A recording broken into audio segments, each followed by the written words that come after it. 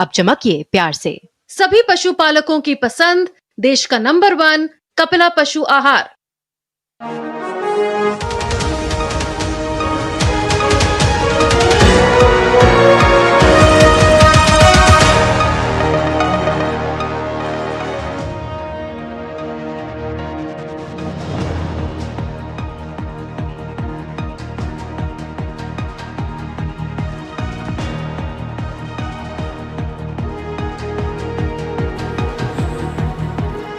नमस्कार, मैं हूं सुधीर चौधरी और डिकोड में आपका स्वागत है। तो आइए आज की खबरों को आपके लिए डिकोड करते हैं। आज हम सबसे पहले आपको ऑपरेशन सिंदूर के बाद भारत की हथियारों की सबसे बड़ी शॉपिंग दिखाएंगे। ये शॉपिंग आज पाकिस्तान को बहुत बेचैन कर देगी।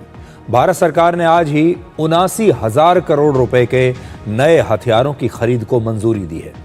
इसके साथ ही पाकिस्तान ने 2 बातों को कबूल किया है। पहला, भारतीय सेना ने नूर खान बेस पर हमला किया था, जिससे वहां काफी नुकसान हुआ। और दूसरा, पाकिस्तान के राष्ट्रपति आसिफ अली जरदारी ने कहा है कि ऑपरेशन सिंदूर के दौरान उन्हें बंकर में छिपने की सलाह दी गई थी। इसके बाद त्रिपुरा के उस 24 साल के छात्र की कहानी आपको सुनाएंगे, जिसकी देहरादून में 6 लड़कों ने सिर्फ इसलिए हत्या कर दी क्योंकि यह लड़का पूर्वोत्तर भारत का रहने वाला था। बहुत ही दुखद समाचार है ये। और आखिर में आपको कनाडा में एक भारतीय मूल के व्यक्ति की कहानी सुनाएंगे, जिसे सीने में दर्द के बाद उसकी पत्नी अस्पताल ले गई, लेकिन वहां के डॉक्टरों ने 8 घंटे तक उन्हें वहां पर इंतजार करवाया, जिसके बाद इस व्यक्ति की मौत हो गई। भारत के हेल्थ केयर सिस्टम की आलोचना करने वाले लोगों को आज ये खबर जरूर देखनी चाहिए। और आज उस व्यक्ति की पत्नी हमारे साथ खुद मौजूद होंगी, जो आपको अपनी आपबीती सुनाएंगी। लेकिन सबसे पहले इस समय की आज की सबसे बड़ी खबर। आज भारत की तीनों सेनाओं के लिए 79,000 करोड़ रुपए के हथियारों की जबरदस्त खरीद को मंजूरी दी गई है। और ऑपरेशन सिंदूर के बाद यह पहला मौका है जब एक बार में भारत इतने ज्यादा हथियार खरीदेगा। डिफेंस एक्विजिशन काउंसिल यानी DAC की मीटिंग में भारत के रक्षा मंत्री राजनाथ सिंह ने इन हथियारों को खरीदने की मंजूरी दी है। और हमारे देश में DAC ये फैसला करती है कि तीनों सेनाओं के लिए कौन से हथियार कितनी संख्या में कब और किससे खरीदे जाएंगे। ऑपरेशन सिंदूर से यह स्पष्ट हो गया था कि भविष्य के युद्धों में ड्रोन्स, मिसाइल्स और लंबी दूरी तक सटीक हमले की क्षमता सबसे महत्वपूर्ण होगी। और आज ऐसे ही हथियारों को खरीदने की प्लानिंग हुई है। इसीलिए ये शॉपिंग पाकिस्तान की चिंता को आज बढ़ा देगी।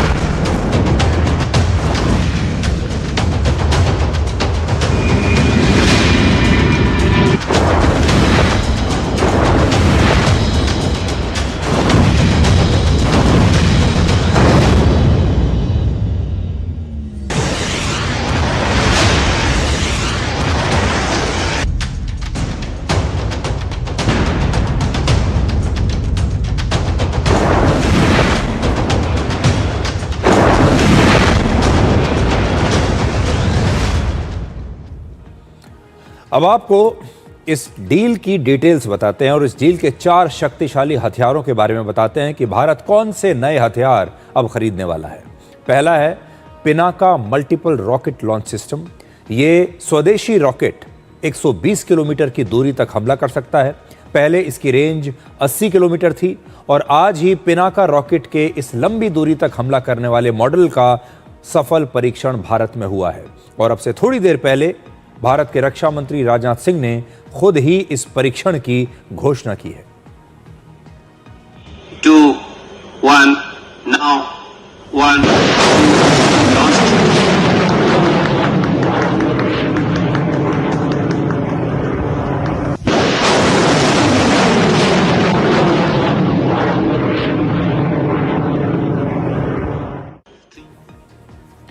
पहला हथियार आपने देख लिया, आप दूसरा हथियार देखिए। दूसरा है लॉइटर म्यूनिशन सिस्टम। ये किसी ड्रोन की तरह आसमान में दुश्मन का इंतजार करता है और लक्ष्य मिलते ही उस पर तुरंत हमला कर देता है। ये कम खर्च में दुश्मन के टैंक्स, बंकर्स और दूसरे हथियारों को नष्ट कर सकता है। तीसरा हथियार है एस्ट्रा मार्क 2 मिसाइल। ये भी एक स्वदेशी मिसाइल है जो हवा में एक लड़ाकू विमान से किसी दूसरे फाइटर जेट, ड्रोन या एयरक्राफ्ट पर 200 किलोमीटर की दूरी तक हमला कर सकती है। आसमान में जिस लड़ाकू विमान के पास लंबी दूरी तक निशाना लगाने की क्षमता होती है, वही विमान ज्यादा ताकतवर माना जाता है और भारतीय वायुसेना ऐसी 700 से ज्यादा मिसाइल्स अब खरीदना चाहती है। और चौथा हथियार है Spice 1000 long range guidance kits. ये इजराइल में बनी एक ऐसी किट है जो किसी साधारण से बॉम्ब को दिन या रात में अचूक हमला करने वाला एक स्मार्ट बॉम्ब बना देती है। भारतीय वायुसेना ने इसी स्मार्ट बॉम्ब से पाकिस्तान के बालाकोट में आतंकी अड्डे पर हमला किया था।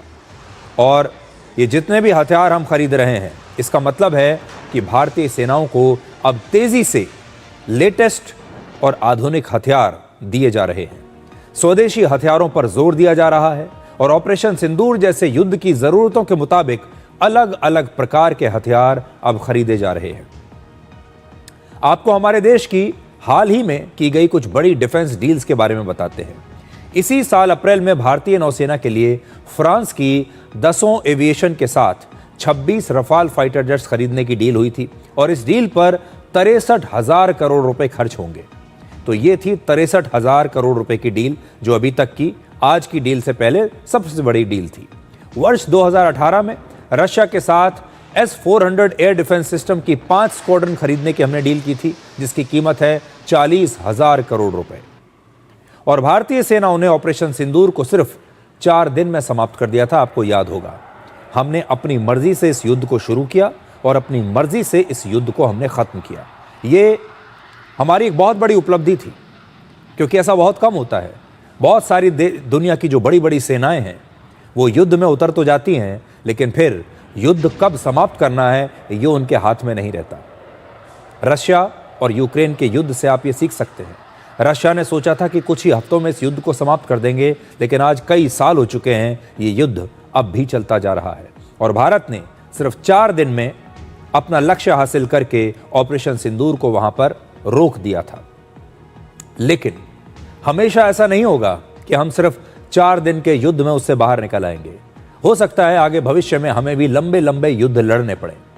भविष्य में हमें रशिया और यूक्रेन की तरह लंबे समय तक युद्ध काल में लड़ना पड़ सकता है और हमारी सेनाओं को ऐसे किसी भी युद्ध के लिए अभी तैयार रहना होगा।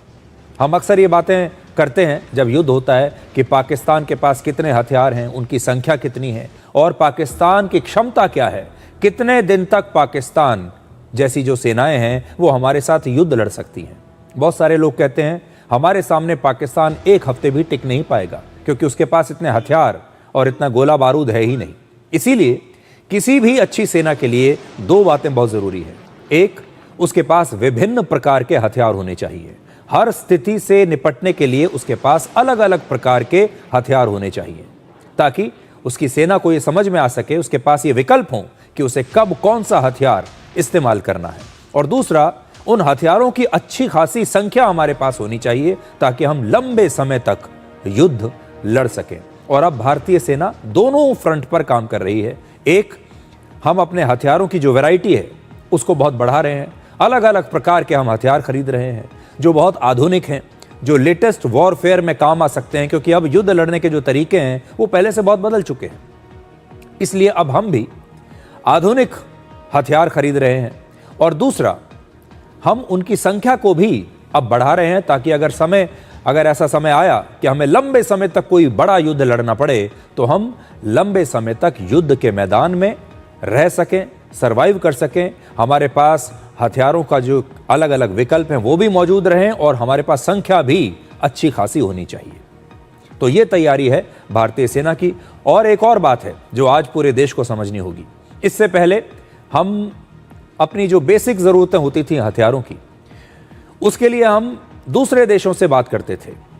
दूसरे देशों के साथ डील्स किया करते थे और दूसरे देश हमें वेटिंग लिस्ट में रखते थे। कहते थे कि जब ये सामान तैयार हो जाएगा, जब ये विमान तैयार होगा तो आपको दे देंगे, जब ये मिसाइल तैयार होगी तब आपको दे देंगे। अभी हमारे पास है नहीं, या अभी हमारे पास बहुत कम संख्या में है। और भारत या बाकी के जो देश हैं वो लाइन में खड़े रहते थे कि जब वो हथियार बनेंगे दूसरे देशों की फैक्ट्री में तब हमें मिलेंगे।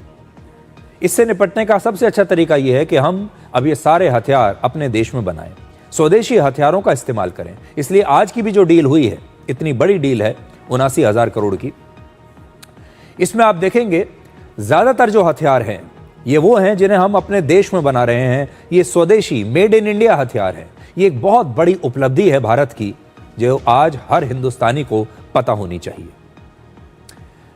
अब हम आपके लिए ऑपरेशन सिंदूर पर पाकिस्तान के 2 नए कबूलनामों को डिकोड करेंगे। देखिए, पाकिस्तान ऑपरेशन सिंदूर के बाद पहले तो लगातार झूठ बोलता रहा, पहले डिनायल मोड में था, पहले यह कहता था कि कुछ हुआ ही नहीं है। लेकिन अब धीरे धीरे धीरे जैसे जैसे समय आगे बढ़ रहा है, पाकिस्तान एक एक करके सच को स्वीकार कर रहा है। तो 2 कबूलनामे उसके आए हैं। पहला, ऑपरेशन सिंदूर के दौरान भारत के हमलों में पाकिस्तान का नूर खान एयरबेस ध्वस्त हुआ था, उसे काफी नुकसान हुआ था। यह पहला कबूलनामा पाकिस्तान ने किया है।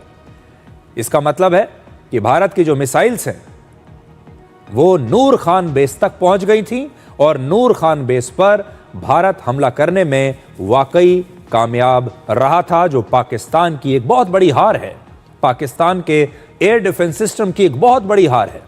और दूसरा कबूलनामा है, ऑपरेशन सिंदूर के दौरान पाकिस्तान की लीडरशिप भारत के हमलों से बहुत डरी हुई थी। 27 दिसंबर को पाकिस्तान के उप प्रधानमंत्री और विदेश मंत्री इशाक डार ने पहली बार यह स्वीकार किया है कि भारत के हमलों में रावलपिंडी का नूर खान एयरबेस क्षतिग्रस्त हुआ और इसमें पाकिस्तानी सैनिक घायल भी हुए।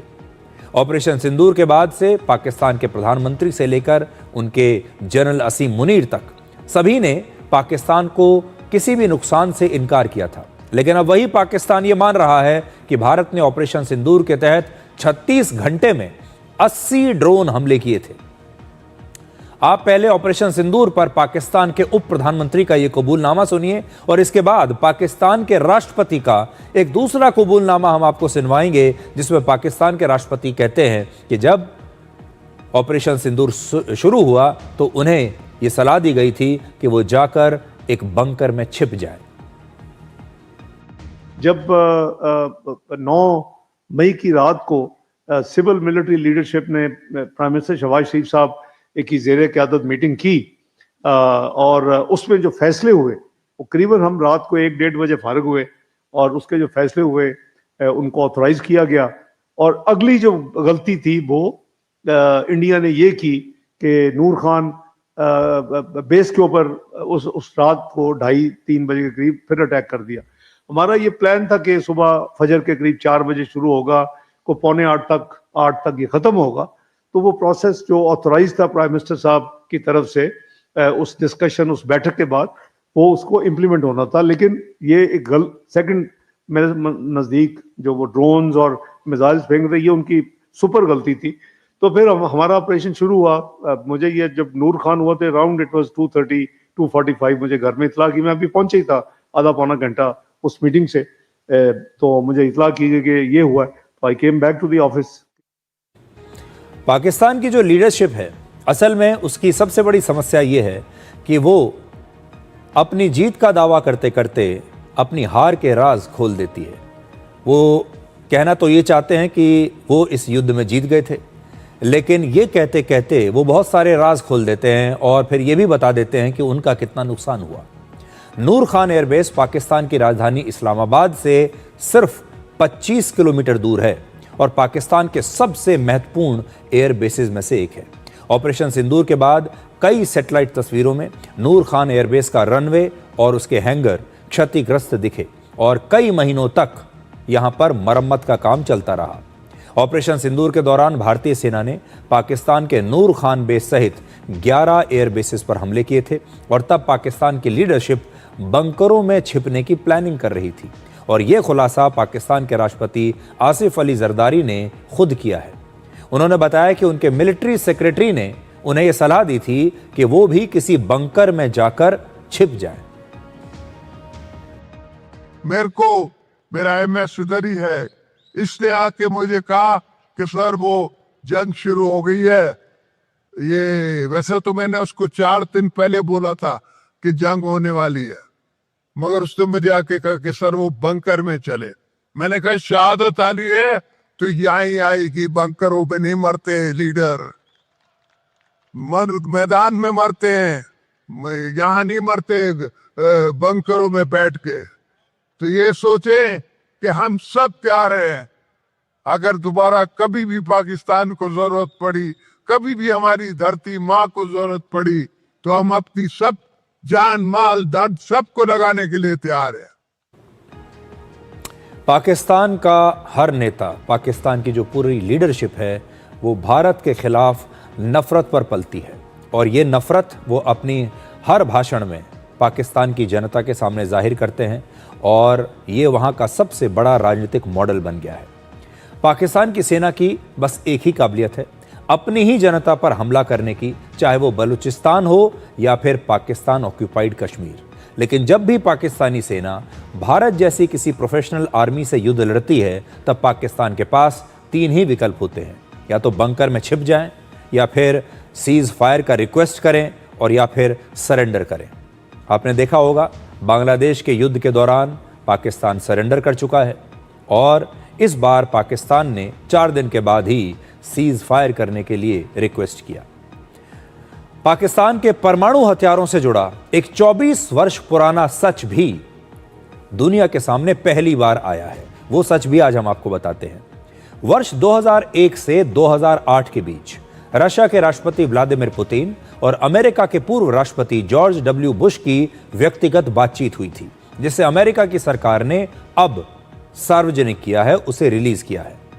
वर्ष 2001 में यूरोप के स्लोवेनिया में हुई बातचीत में राष्ट्रपति पुतिन ने तब बुश से कहा था, I am concerned about Pakistan, it is just a junta with nuclear weapons, it's no democracy, it's a junta with weapons. इसका मतलब है कि पाकिस्तान सेना के द्वारा शासित एक ऐसा देश है जिसके पास परमाणु हथियार हैं, और यह दुनिया के लिए एक बहुत चिंता की बात है। राष्ट्रपति पुतिन की चेतावनी साफ थी, पाकिस्तान जैसे देश के पास न्यूक्लियर हथियार हैं, लेकिन पश्चिमी देश इसकी आलोचना कभी नहीं करते। पुतिन का कहना था कि पाकिस्तान के न्यूक्लियर हथियार अगर गलत हाथों में चले गए तो असर सिर्फ दक्षिण एशिया तक सीमित नहीं रहेगा।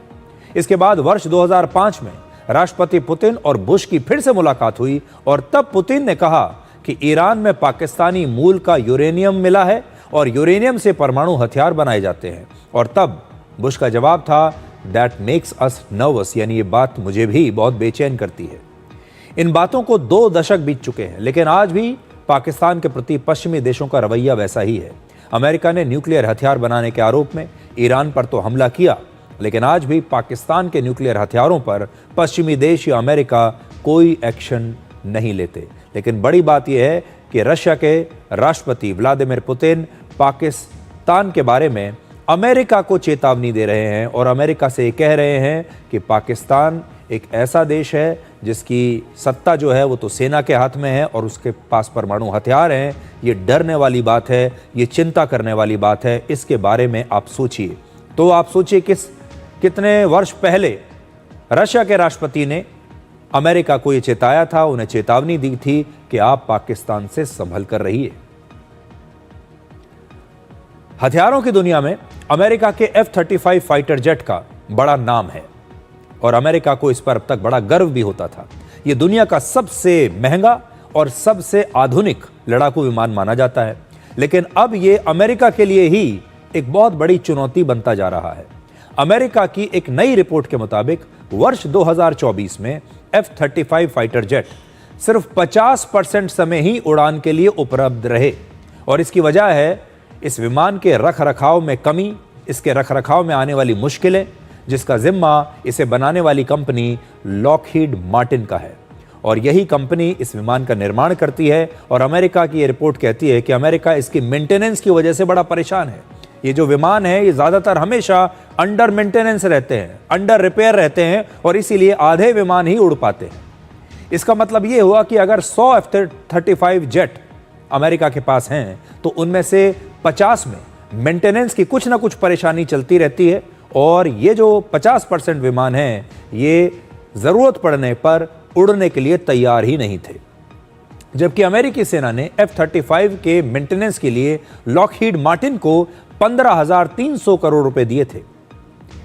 F-35 की टेक्नोलॉजी के मामले में जो है कहा जाता है कि वो दुनिया में सबसे बेहतरीन एयरक्राफ्ट माना जाता है, सबसे आधुनिक टेक्नोलॉजी इसके पास है। लेकिन युद्ध वही देश जीत सकता है जिसका विमान ज्यादा समय तक हवा में रह सके।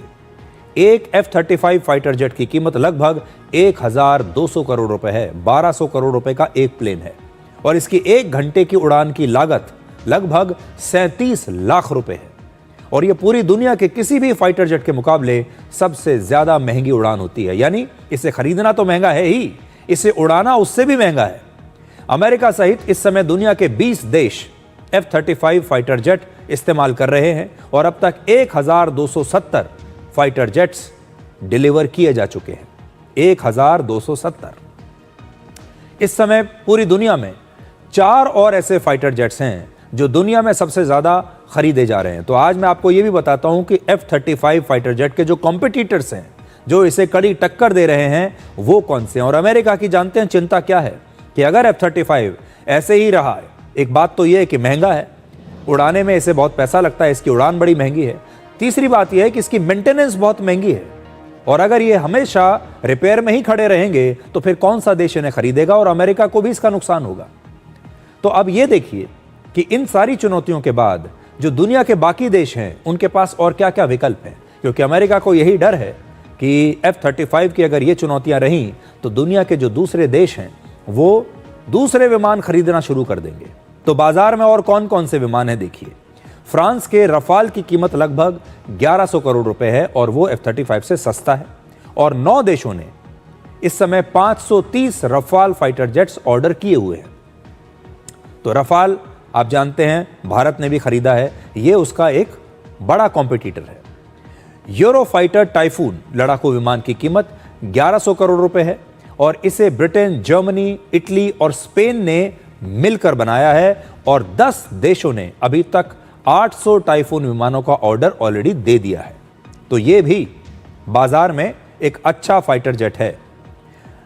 इसके बाद एक और विमान है जिसे स्वीडन ने बनाया है। स्वीडन के साब ग्रिपेन फाइटर जेट की कीमत है 870 करोड़ रुपए और 6 देशों ने ऐसे 100 एयरक्राफ्ट्स के ऑर्डर दिए हैं। तो यह भी एक विकल्प है बाजार में। यह स्वीडन का फाइटर जेट है और इसके अलावा चीन ने जो J-10C फाइटर जेट बनाए हैं उसकी कीमत है सिर्फ 450 करोड़ रुपए। ये सबसे सस्ता है और चीन ने 2 देशों को ऐसे 36 फाइटर जेट्स एक्सपोर्ट किए भी हैं, यानी बेचे भी हैं। आपको याद होगा ब्रिटेन की नौसेना का एक F-35 फाइटर जेट तकनीकी खराबी की वजह से केरल के तिरुवनंतपुरम में करीब 5 हफ्तों तक ऐसे ही खड़ा रहा था और उस समय हमारे देश में और पूरी दुनिया में इसका बड़ा मजाक उड़ा था कि ऐसा इस F-35 में क्या ऐसी खराबी आ गई कि 5 हफ्तों तक ये उड़ने के काबिल ही नहीं था और इसे रिपेयर करने के लिए लॉकहीड मार्टिन के इंजीनियर्स को यहां भारत में आना पड़ा था और तब कहीं जाकर यह विमान भारत से उड़ान भर पाया था। उसी दिन की तस्वीर आपको दिखा रहे हैं। तो F-35 को लेकर इस समय अमेरिका भी चिंतित है और अमेरिका क्यों चिंतित है और उसके साथ F-35 को कौन कौन विमान टफ फाइट दे रहे हैं, ये हमने आज आपको बताया। अब आते हैं अपने देश में और अब बात करेंगे उस नफरत की जिसने त्रिपुरा के 24 साल के एक युवक की देहरादून में जान ले ली। उत्तर पूर्व भारत हमारे देश का अभिन्न हिस्सा है, लेकिन हमारे देश के ही कुछ लोग भारतीयता की इस भावना पर चोट करते हैं और हम ऐसा इसलिए कह रहे हैं क्योंकि उत्तराखंड की राजधानी देहरादून में त्रिपुरा के 2 भाइयों के साथ जो हुआ वो बहुत ही चिंताजनक बात है। त्रिपुरा के रहने वाले 24 वर्ष के एक छात्र एंजल चाकमा और 21 वर्ष के उसके छोटे भाई माइकल चाकमा के साथ कुछ लोगों ने देहरादून में मारपीट की। पुलिस के मुताबिक 9 दिसंबर को जब ये दोनों भाई बाजार में कुछ खरीदने के लिए निकले तो वहां कुछ लोकल युवाओं के साथ उनकी बहस हो गई।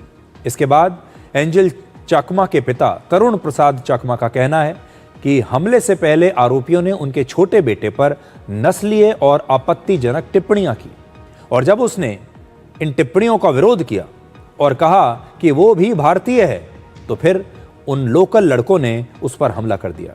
इस दौरान आरोपियों ने दोनों भाइयों को चाकू से दोनों भाइयों पर जानलेवा हमला किया।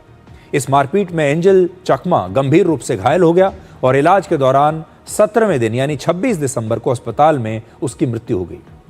एंजल चकमा देहरादून की एक यूनिवर्सिटी से MBA कर रहा था और अपने छोटे भाई माइकल चकमा के साथ रहता था।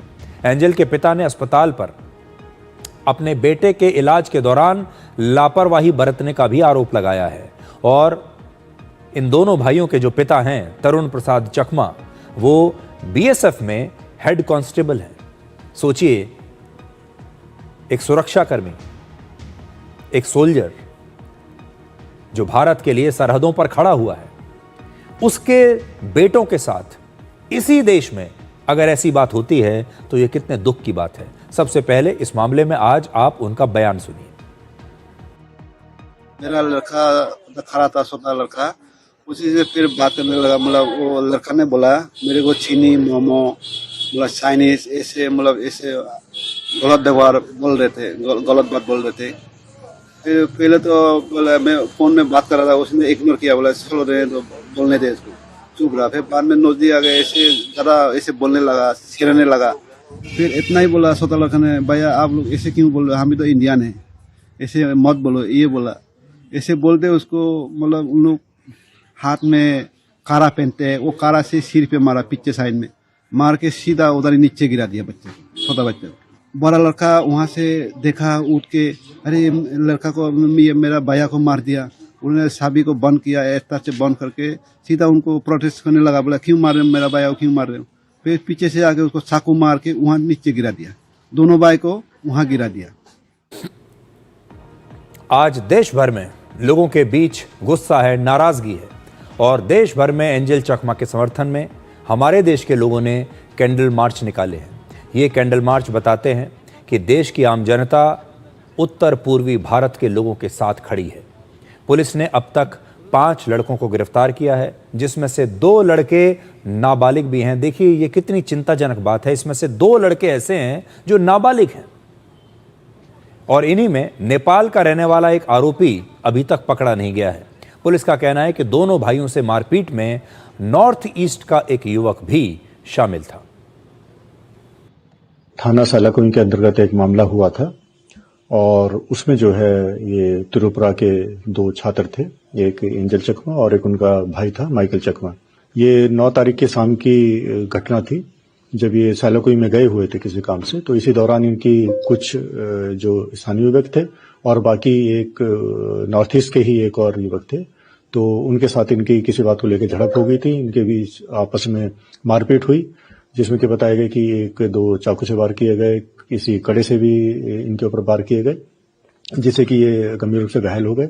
और साथ ही साथ इसमें जो एक अन्य जो वांटेड है, जो कि मूल रूप से नेपाल का रहने वाला था, उसके विरुद्ध जो हमारे द्वारा NBW वारंट निकलवाया गया है, उस पर 25,000 का इनाम भी घोषित कर दिया गया है। हमारी टीम भी उसकी गिरफ्तारी के लिए लगा दी गई है, SOG की टीम भी लगा दी गई है।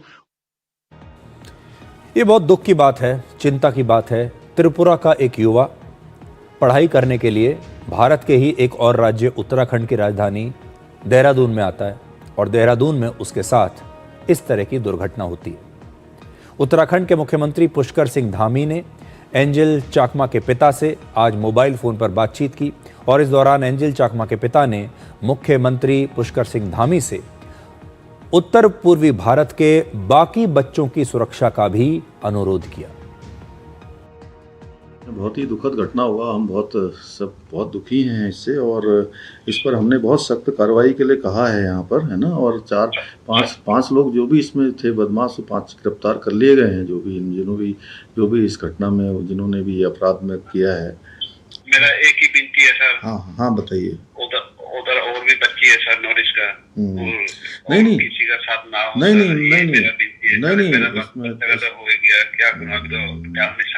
नहीं तरुण जी, ऐसा यहाँ पर कोई भी माहौल नहीं है और हम लोग इस पर जो है खुद भी यहाँ पर मैं खुद भी देखूंगा, इस तरीके का यहाँ पर कुछ नहीं होता। यहाँ पर यहाँ पर तो बहुत पूरे देश भर के बच्चे हैं, मतलब मुझे लगता है कि कई लाखों बच्चे बाहर के आते हैं यहाँ पढ़ने के लिए सभी जगह के ना, और हर जगह का अच्छा इंस्टीट्यूशन यहाँ पर है, सब कुछ है। और ये जो है ये दुर्भाग्यपूर्ण है बहुत यार, हम लोगों के लिए भी बड़ा कष्ट है, बहुत कष्ट है ना। देहरादून एजुकेशन का एक बहुत बड़ा हब है और देश भर से अभी छात्र देहरादून पढ़ने के लिए आते हैं। देहरादून में बहुत सारी यूनिवर्सिटीज़ हैं और अगर आप कभी देहरादून जाएंगे तो आपको बड़ी संख्या में वहाँ पर छात्र दिखाई देंगे, बड़ी संख्या में आपको युवा दिखाई देंगे जो देश भर से वहाँ पर पढ़ने के लिए आते हैं। अब इस बात की जांच होनी चाहिए कि जो झड़प हुई है ये किस लिए हुई है, इसमें कौन सी ऐसी टिप्पणी की गई, इसके पीछे असली कारण क्या था, ये बात जानना बहुत महत्वपूर्ण है।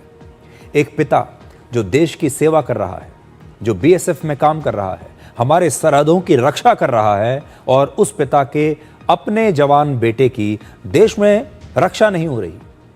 वही पिता मुख्यमंत्री से नॉर्थ ईस्ट के बाकी बच्चों का ख्याल रखने की अपील कर रहा है।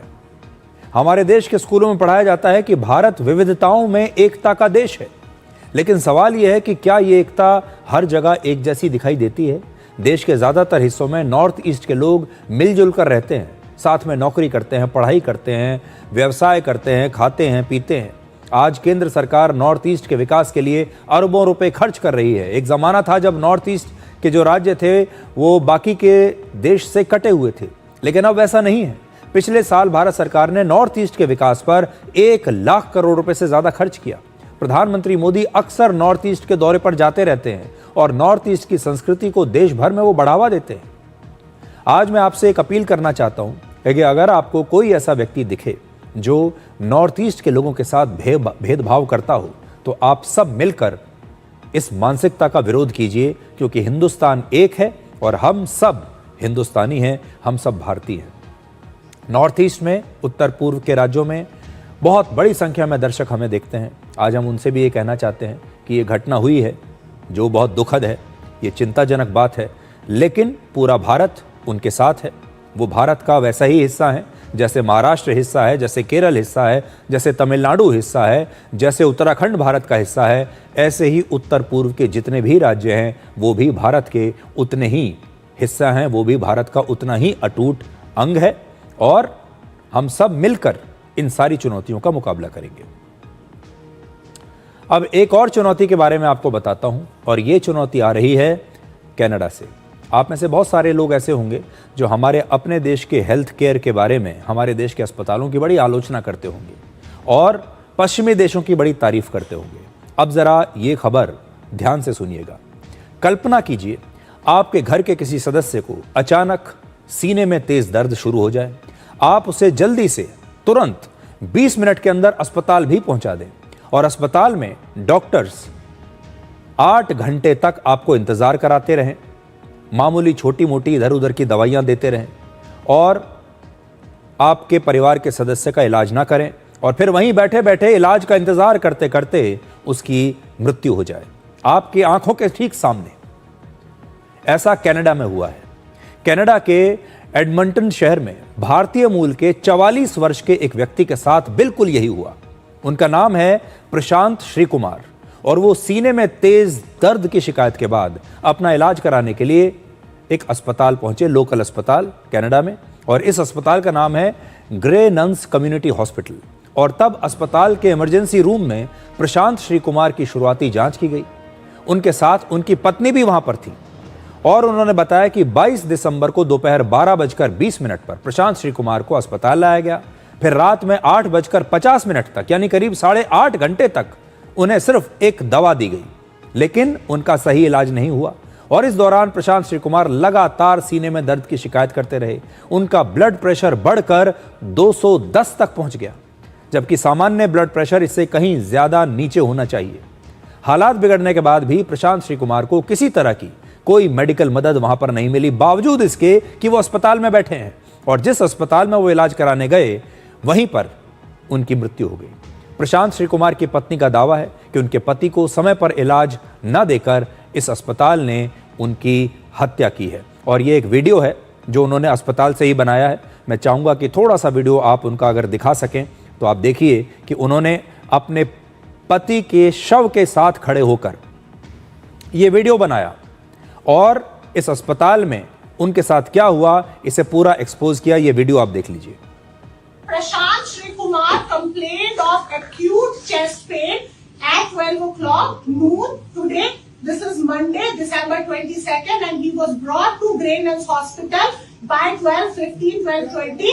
He was sitting in the triage from 12:20 onward till about, I would say, 8:50 on till about 8:50 in the night. He was sitting in the triage, complaining of constant chest pain. His BP constantly kept on rising with the last recorded blood pressure of 210. He was taken inside. He was only prescribed Tylenol during the entire waiting time that he was outside, and he was not given help. They said that chest pain is not considered acute problem. They do not suspect a cardiac arrest. When we came, प्रशांत श्री कुमार की पत्नी निहारिका श्री कुमार इस समय Canada के Edmonton शहर से हमारे साथ live मौजूद हैं। और निहारिका जी, पूरा देश आपके इस दुख में आपके साथ है। हम आपका दुख समझ सकते हैं, लेकिन साथ ही इस मुद्दे को हम न सिर्फ भारत में बल्कि कनाडा में भी आपके लिए उठाना चाहते हैं ताकि आपको इंसाफ मिल सके। मैं आपसे जानना चाहता हूं कि आपके साथ क्या हुआ और कनाडा में जब आप अपने पति को अस्पताल लेकर गई तो उसके बाद उनका इलाज क्यों नहीं किया गया? सर नमस्ते। और आपने मुझसे बहुत डिफिकल्ट क्वेश्चन पूछा है कि उनका इलाज क्यों नहीं किया गया। यही मेरा तो सवाल है सर, मेरा तो यही सवाल है छोटा सा कि उनको इतनी तकलीफ हो रही थी, उनको इतना दर्द हो रहा था, उनका बीपी इतना हाई जाता जा रहा था। कोई मुझे बता दो, इतना सब कुछ क्या किसी इंसान को इलाज देने के लिए जरूरी नहीं होता क्या? यही मेरा सवाल है सबसे। मेरी आंखों के सामने मेरे पति की जान ले ली।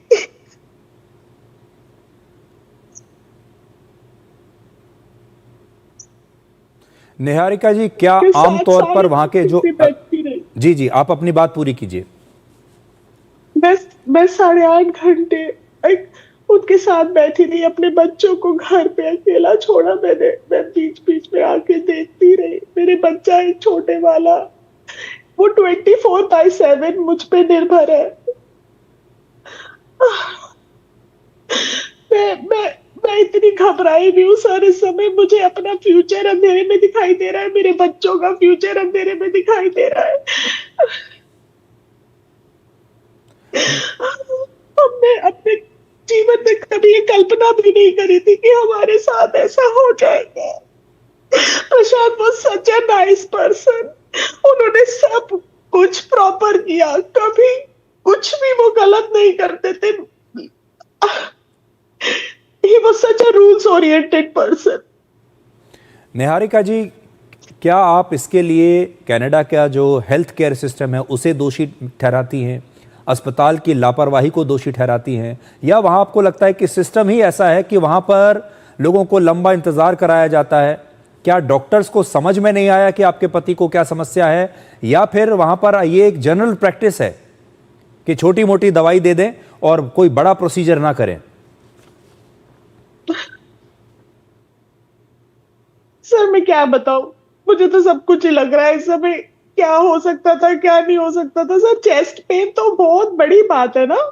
चेस्ट पेन जब किसी को होता है, खासकर वो तो ऑब्वियस सी बात है ना कि चेस्ट पेन है, उसको आंख से ब्लड विजन है, उसको दिखाई नहीं दे रहा, लेफ्ट आई से उसका विजन चला गया है ना, उसको दर्द उसका बढ़ता जा रहा है। उन्होंने जो पेन मैनेजमेंट की दवाई दी, जिसे टाइलेनॉल कहते हैं यहाँ पर, उससे उसको कोई फर्क नहीं पड़ रहा। उसको स्टैबिंग पेन हो रहा है, वो बार बार बोल रहा है जाके कि मुझे स्टैबिंग पेन हो रहा है। वो बार बार कह रहे लाइन में जाके लगो, you are including patients privacy, right.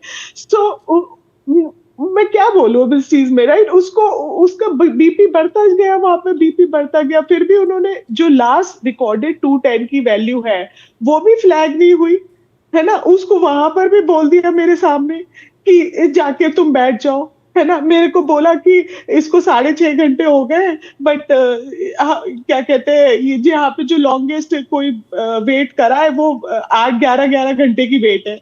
तो आपने जितने भी सवाल मेरे से पूछे हैं, ये सब तो मुझे एज अ स्टेटमेंट मिले। मैं आपको आंसर इसका किस तरीके से दूं? मैं क्या क्या बताऊं मैं आपको सर? मैं मतलब यही तो सारी चीजें उन्होंने मुझे बोली है जो आप मुझसे सवाल पूछ रहे हैं। जी, क्या उनको उस समय हार्ट अटैक आ रहा था और ये डॉक्टरों को समझ में नहीं आया? मैंने उनसे बोला जब जाके कि देखो मेरे हस्बैंड को ना बहुत ज्यादा दर्द हो रहा है, प्लीज आप उनको देख लो, उनके चेस्ट पेन बहुत ज्यादा हो रहा है, मुझे ऐसा लग रहा है कि उनके हार्ट में कुछ हो रहा है, लाइक यानी उनके कुछ कंप्रेशन हो रहा है, उनकी आर्टरी में कुछ है। सर मैं तो डॉक्टर हूं नहीं, मैं तो सिर्फ, मुझे तो उनकी हालत दिख रही थी, तो मैंने बोला उसको देख लो प्लीज। तो उन्होंने मुझे बोला कि chest pain is not considered to be acute problem, क्योंकि उन्होंने मतलब वो कहते हैं आपके जो ब्लड वर्क करा है वो तो नॉर्मल है, तो हमें नहीं लगता कि उनको कुछ हो रहा है। उन्होंने मेरे को जिस तरीके से बोला गया, मुझे तो एविडेंशियल है नहीं कि कैसे उनको लगा कि उसको हार्ट अटैक नहीं आ रहा। मेरे पास किसी को भी देने के लिए ये एविडेंस नहीं है कि उनको कैसे लगा कि उनको दर्द हो रहा और वो हार्ट अटैक नहीं था। इसे आप लापरवाही मानती हैं या आपको लगता है कि डॉक्टर्स जो थे वो इनकॉम्पिटेंट थे या फिर इनसेंसिटिव थे? सर प्रशांत जी डॉक्टर तक तो पहुंचे ही नहीं। सर मेरी तो सबसे बड़ी दुख की बात ये है, डॉक्टर तक तो वो पहुंचे ही नहीं। वो तो वेटिंग रूम से जैसे ही उनका नाम बुलाया हम इतने खुश हो गए कि चलो अब फाइनली इनको डॉक्टर मिल जाएगा। अब तक तो डॉक्टर मिला ही नहीं था सर जी उनको। मैं आपको बताऊं, उनको डॉक्टर ही नहीं मिला था। वो जैसे ही उठ के गए, अंदर बुलाया, उनका नाम आया, वो काउच पे बैठे। एक जगह मैंने उनके पापा जी को बैठने के लिए बोला, मैं कहा पापा जी आप बहुत देर से हमारे साथ हो, प्लीज बैठ जाओ, मैं खड़ी हो जाती हूँ। सर प्रशांत जी बैठे, उसी वक्त वो खड़े हुए, उन्होंने बोला निहारिका मुझे चक्कर आ रहे। मैंने घूम के उनको पकड़ा, उधर से पापा जी ने पकड़ा और वो लिटरली 60 सेकंड्स के अंदर he just collapsed on the floor। मैं उनको उठाती रह गई कि प्लीज उठ जाओ। मुझे ऐसा लगा कि वो फेंट हो रहे, मुझे ऐसा लगा कि वो फेंट हो रहे हैं। लेकिन जब तक वो गिर गए तो नर्सेस, 3-4 नर्सेस भागकर आ गई, डॉक्टर्स भागकर आ गए और वो कहते स्ट्रेचर ले आओ, वो कहते ये ले आओ, वो कहते वो ले आओ, और कहते इसको पल्स नहीं है। मैं वहां पे खड़ी हुई हूँ, मैं पागलों की तरह अपने पति को जगाने की कोशिश कर रही हूँ कि कोई उसको होश में ले आओ।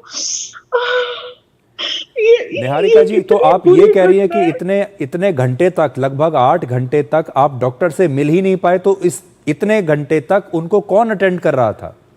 नहीं, nobody।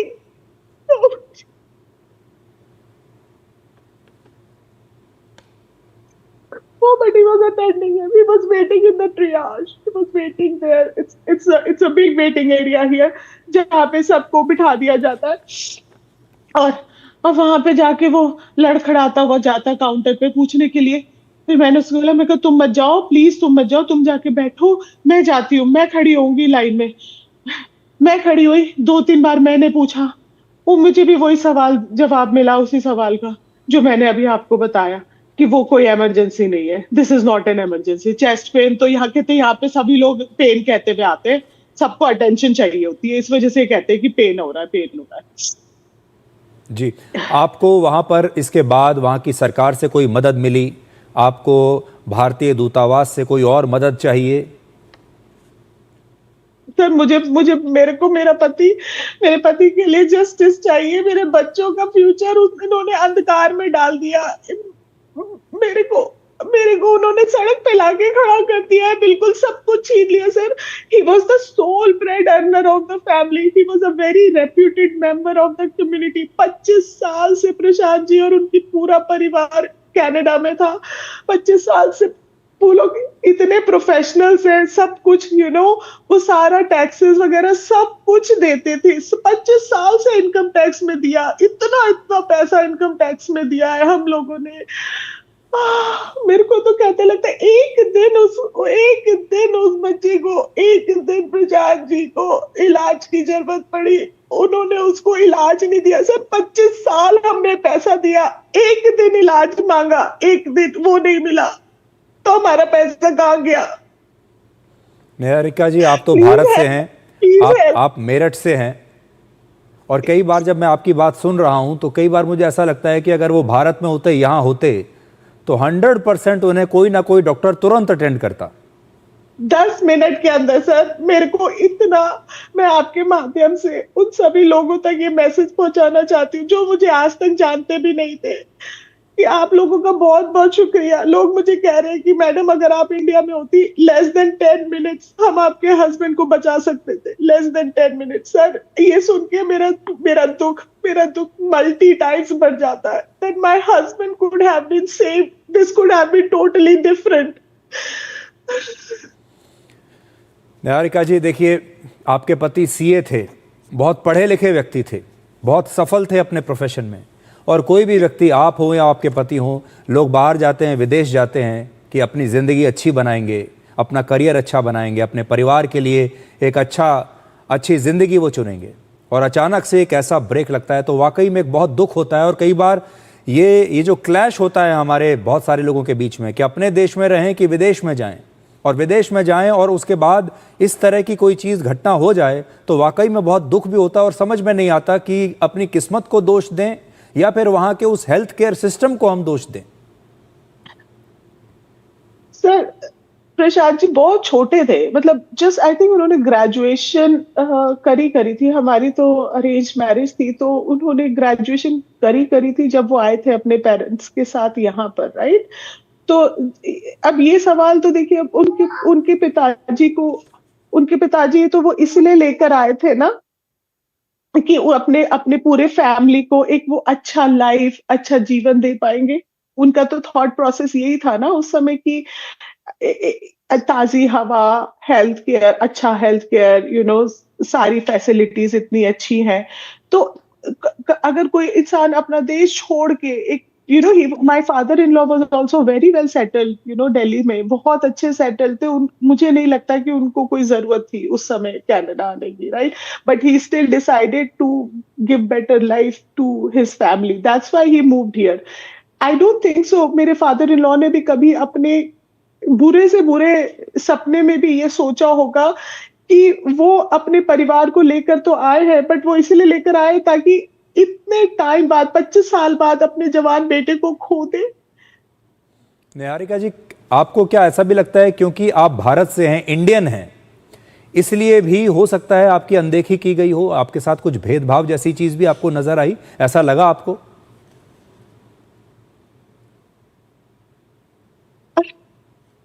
It's very hard, but at one point in time, I would say, Sudhir ji, that yes, this thought did cross my mind.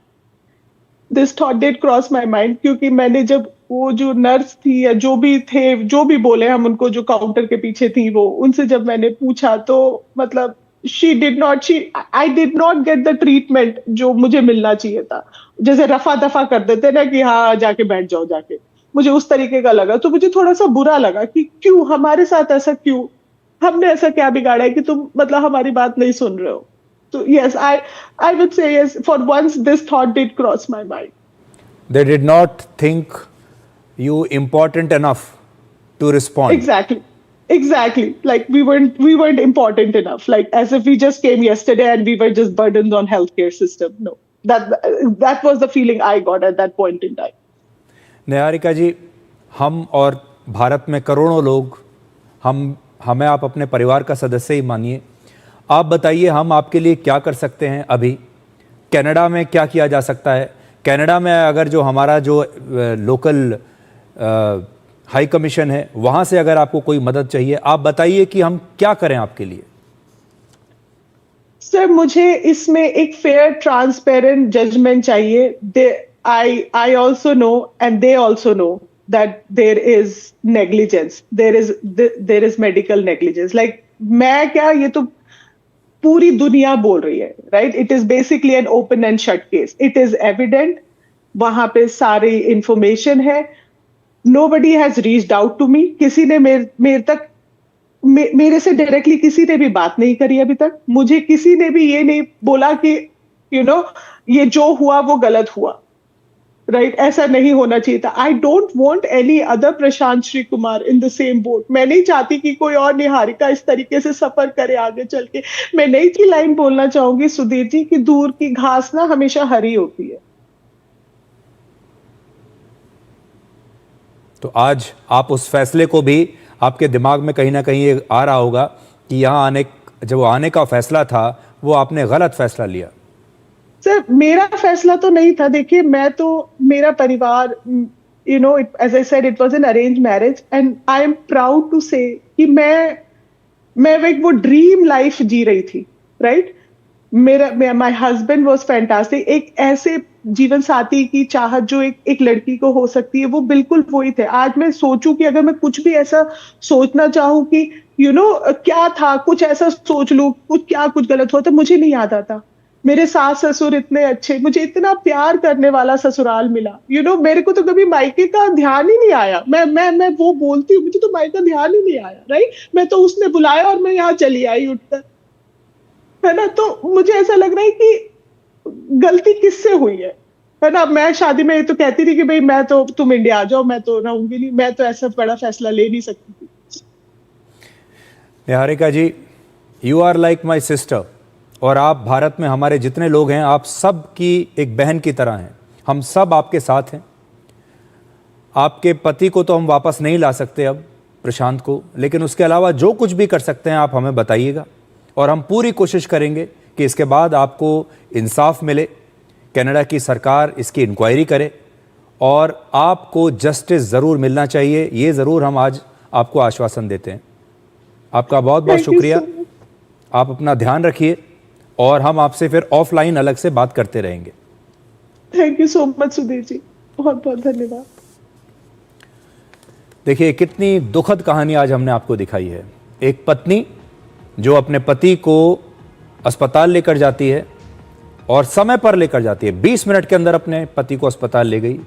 पति को चेस्ट पेन है, 8 घंटे तक अस्पताल वालों ने इंतज़ार कराया, इलाज नहीं किया, और पत्नी के सामने पति अपना दम तोड़ देता है।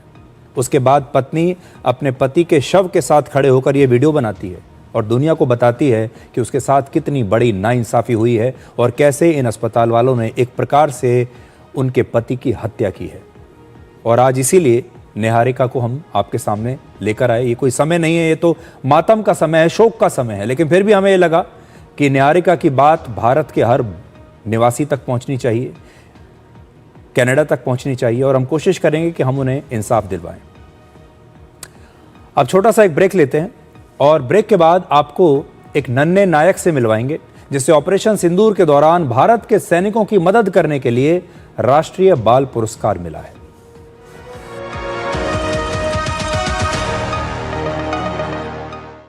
कौन है जो जोड़े देश को?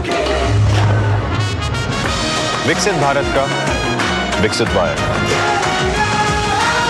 क्या तनाव आपके मानसिक और शारीरिक स्वास्थ्य पर बुरा असर डाल रहा है और आप समय प्रबंधन नहीं कर पा रहे? तनाव प्रबंधन के लिए टेलीमानस के 14416 पर संपर्क करें। विदिशा डिटर्जेंट पाउडर और केक, जो दाग धब्बे निकाले प्यार से। विदिशा डिटर्जेंट पाउडर और केक, अब चमकिए प्यार से। हिंदुस्तान मिले हिंदुस्तान से।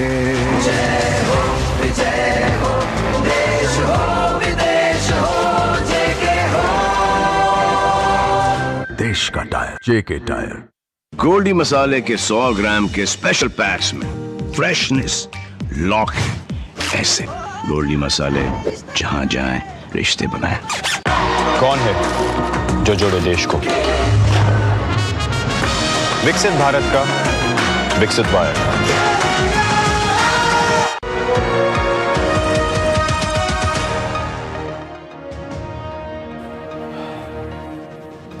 ब्रेक से पहले मैं कनाडा से एक बड़ी दुख भरी कहानी आपको सुना रहा था, वहाँ के हेल्थ केयर सिस्टम के बारे में। कनाडा के एक थिंक टैंक फ्रेजर इंस्टीट्यूट के मुताबिक वहाँ एक स्पेशलिस्ट डॉक्टर से मिलने के लिए औसतन 3.5 महीने तक इंतजार करना पड़ता है। डॉक्टर्स की सलाह के बाद सर्जरी करवाने के लिए करीब 4 महीने का वेटिंग टाइम है। सीटी स्कैन और एमआरआई स्कैन कराने में 2 से 3 महीने लग रहे हैं। बड़ी बड़ी सर्जरीज करने में तो और भी ज़्यादा समय लगता है। हिप रिप्लेसमेंट जैसी सर्जरी के लिए आपको 7 महीने से ज़्यादा, नी रिप्लेसमेंट सर्जरी में औसतन 7.5 महीने का समय लगता है। मतलब कनाडा में मरीजों को दर्द और तकलीफ के साथ महीनों तक ऐसे ही जीने के लिए मजबूर किया जाता है, और जब यही देरी इमरजेंसी रूम तक पहुंचती है तो नतीजा वही होता है जो प्रशांत श्री कुमार के साथ आज हुआ है। अब आपको ये बताते हैं कि कनाडा में इलाज के लिए इतना इंतजार क्यों करना पड़ता है। कनाडा की सरकार की रिपोर्ट के मुताबिक, अपनी ही सरकार की रिपोर्ट के मुताबिक, वहां 23,000 फैमिली डॉक्टर्स की कमी है। ये वो डॉक्टर्स होते हैं जो किसी मरीज का सबसे पहला इलाज करते हैं, फिर उन्हें स्पेशलिस्ट डॉक्टर्स के पास रेफर करते हैं। कनाडा को 42,000 नर्सेज की इस समय तुरंत आवश्यकता है। मतलब सिर्फ डॉक्टर ही नहीं, वहां के हेल्थ केयर सिस्टम में पूरी की पूरी टीम की कमी है। वहां हर 1,000 लोगों पर औसतन 2.8 डॉक्टर्स हैं, जबकि औसतन कम से कम 3.7 डॉक्टर्स होने चाहिए। कनाडा की 20% जनसंख्या ग्रामीण इलाकों में रहती है, लेकिन उन इलाकों में सिर्फ 7% डॉक्टर्स हैं। डॉक्टर्स और नर्सेज की इसी कमी की वजह से कनाडा में सिर्फ एक वर्ष में सर्जरी और डायग्नोस्टिक स्कैन का इंतजार करते करते 28,000 मरीजों की मौत हो गई। 28,000 मरीज सिर्फ इंतजार करते रह गए। कनाडा की जनसंख्या बहुत ज्यादा नहीं है, लगभग 4 करोड़ 15 लाख है उनकी जनसंख्या, और भारत की जनसंख्या 146 करोड़। इसके बावजूद आपको भारत में ज्यादा आसानी से किसी भी शहर में आज इलाज मिल जाएगा। आज आप भारत के बड़े शहर छोड़िए, छोटे से छोटे शहर में भी जाएंगे तो आपको कहीं ना कहीं इलाज मिल ही जाएगा। सरकारी अस्पताल में मिल जाएगा, नहीं तो प्राइवेट मेडिकल अस्पताल में मिल जाएगा। हमारे देश में अगर आपके पास पैसा है या मेडिकल इंश्योरेंस है या कुछ भी नहीं है, आपके पास आपका परिवार है, आपके रिश्तेदार हैं, आपके पड़ोसी हैं जो हमेशा मुसीबत के समय आपके पास जरूर आपके पास आएंगे। आपके घर में, आपके परिवार में किसी के साथ भी अगर ऐसा होता है तो आपको तुरंत इलाज मिलेगा 10 मिनट के अंदर, चाहे सरकारी अस्पताल में मिले या प्राइवेट अस्पताल में मिले। लेकिन कनाडा में लोगों के पास ये विकल्प भी नहीं है। यह आज उन लोगों के लिए एक सीख है जो अपने देश के हेल्थ केयर सिस्टम को तो बात बात पर उसकी आलोचना करते रहते हैं कि हमारे देश में तो कुछ है ही नहीं। आज कनाडा से देखिए आप, ये जो खबर आई है कि कनाडा में कैसा हेल्थ केयर सिस्टम है। एक छोटे से ब्रेक के बाद डिकोड जिंदगी में आपको दिखाएंगे आज का विचार।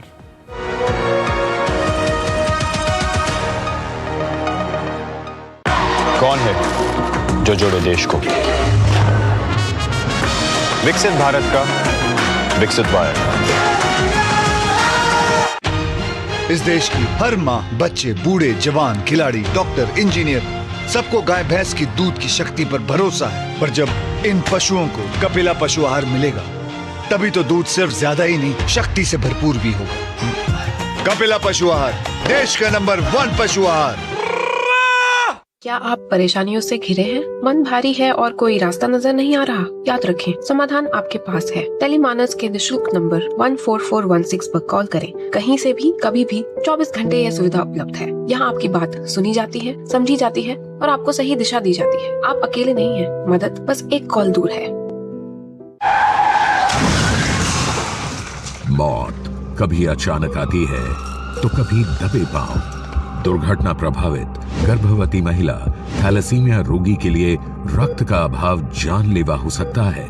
जिंदगी और मौत की इस लड़ाई में आप बन सकते हैं सुपर हीरो। रक्तदान करने से कम नहीं होता, गर्व होता है, जान बचाने का गर्व। आखिरकार मैं 18 की हो गई तो इस बार मैंने वोट भी डाला और खून भी दे पाई। 65 साल की उम्र तक 177 बार किया स्वैच्छिक रक्तदान और यही है मेरा अभिमान। कीजिए रक्तदान और बनिए किसी के चेहरे की मुस्कान। लेकिन नन्ही सी जान, आपका हमेशा करेंगे सम्मान। आप हो मेरे सुपर हीरो। रक्तदान यानी जीवन दान। Thank you. Blood transfusion services division DGHS, स्वास्थ्य एवं परिवार कल्याण मंत्रालय, भारत सरकार द्वारा जनहित में जारी। कौन है जो जोड़े देश को? विकसित भारत का विकसित वायर।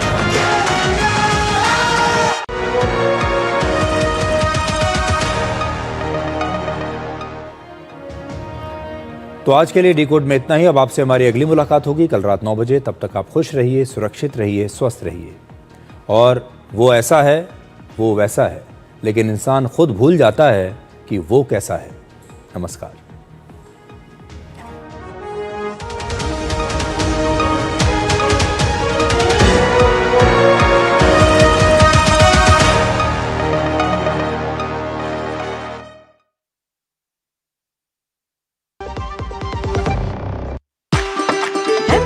कसूरी मेथी लाजवाब है, लाजवाब है। स्वाद और सुगंध